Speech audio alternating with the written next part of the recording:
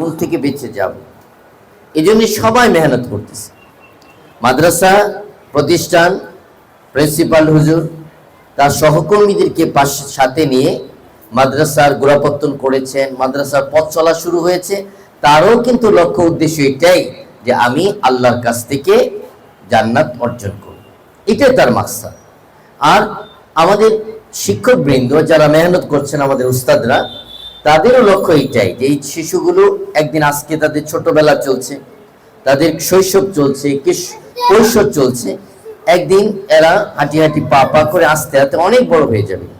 আজকে যারা পৃথিবীতে বড়, যারা বড় আলেম, যারা নেতৃত্ব দিচ্ছেন এই উম্মতের, যারা মানুষের নামাজ, রোজা, ঈমান, আমল এগুলো হিফাজত করছেন, মানুষকে সত্যের পথে দিশা দিচ্ছেন, দেশ থেকে দেশান্তরে, গ্রাম থেকে গ্রামান্তরে ছোটে ছোটে আল্লাহর বান্দাদেরকে আল্লাহ দ্বীনের সাথে পরিচিত করাচ্ছেন, আল্লাহর সাথে পরিচিত করাচ্ছেন, তাদের মতো আমরাও হতে পারবো, আমাদের শিশুরা হয়ে যাবে।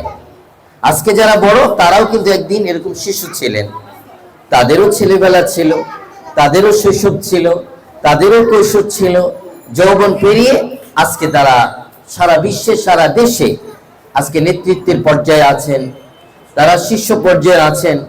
বড় অবস্থান থেকে দেশ ও জাতিকে আল্লাহ পাকের দিকে তারা ডাকছেন, সত্যের দিকে ডাকছেন, হেদায়েতের দিকে ডাকছেন, জান্নাতের পথে ডাকছেন, জাহান্নাম থেকে মুক্তির পথগুলো তারা বাতলে দিচ্ছেন।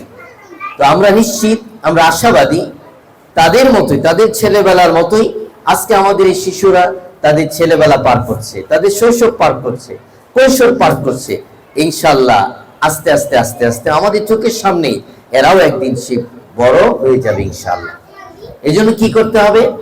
এই জন্য আমরা যারা পড়ছি, আমাদের এই বাচ্চারা, তোমরা যারা পড়ছো, তোমাদের সবার ভিতরে যেন কোরআনের গুরুত্ব, মূল্যায়ন বেশি থেকে বেশি থাকে। আমরা কি পারবো ইনশাআল্লাহ? মনোযোগ দিয়ে আমরা পড়বো তো ইনশাআল্লাহ। খুব মনোযোগ দিয়ে পড়তে হবে।